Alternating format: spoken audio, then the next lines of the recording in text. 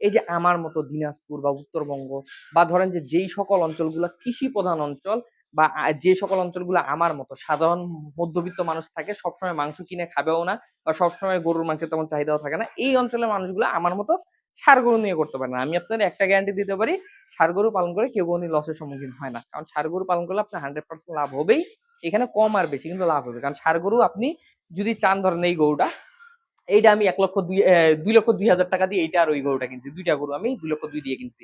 এখন এই গরু আমার যদি ইচ্ছা হয় আমি কিন্তু 2 মাস পর বিক্রি করে দিতে পারবো। আবার যদি মনে হয় যে না 2 মাস পর বিক্রি করে আমার লাভ হচ্ছে কম, আমি 6 মাস পরে বিক্রি করতে পারবো। আমার যদি তখনও মনে হয় না লাভ কম হচ্ছে, এখনো মাংসের চাহিদা নাই বা গরুর দাম নেই, আমি প্রয়োজনে এইটা সামনের বছর কুরবানিতে বিক্রি করবো। কোনো সমস্যা নেই। তো কোনো সমস্যা আছে? কোনো সমস্যা নেই। কারণ এই গরু যত দিন যাবে তত বড় হবে। ষাঁড় গরু, এটার বয়স কেবল 2 দাঁত। এই গরুটা আরো 2 বছর অর্থাৎ 6 দাঁত পর্যন্ত বড় হবে। আমি না সর্বোচ্চ 1 বছর রাখবো কুরবানি পর্যন্ত, এর বেশি তো রাখবো না। 1 বছর পর এটা ডে বাই ডে প্রতিদিন মনে করেন যদি 1 কেজি ওজনও বাড়ে, 365 দিন 365 কেজি ওজন বাড়বে, আমার সমস্যা নাই তো।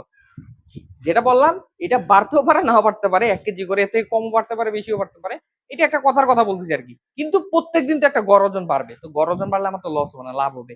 কাজে আপনারা যারা এই যে আমার মতো অঞ্চলে থাকেন, সবসময় মাংসের চাহিদা থাকে না, ষাঁড় গরুটা করবেন। তাহলে যেটা হবে, আপনার যখন ষাঁড় গরুর চাহিদা, ধরেন যে আপনার আশেপাশে কোথাও একটা বিয়ে হচ্ছে, আপনি ধাম করে একটা ষাঁড় গরু দিয়ে দিতে পারলেন। আপনার আশেপাশে কোথাও ওয়াজ মাহফিল হচ্ছে, গরুর চাহিদা আছে, আপনি ধাম করে একটা ষাঁড় গরু দিয়ে দিতে পারলেন। কিন্তু অন্যদিকে আপনি যদি গাভী করেন, আপনি এই যে বিয়ে ওয়াজ এগুলো অপেক্ষা থাকতে পারবেন না। 3 মাস হবে গরু মোটা তাজা হয়ে যাবে, আপনাকে বিক্রি করতে বাধ্য হইতে হবে।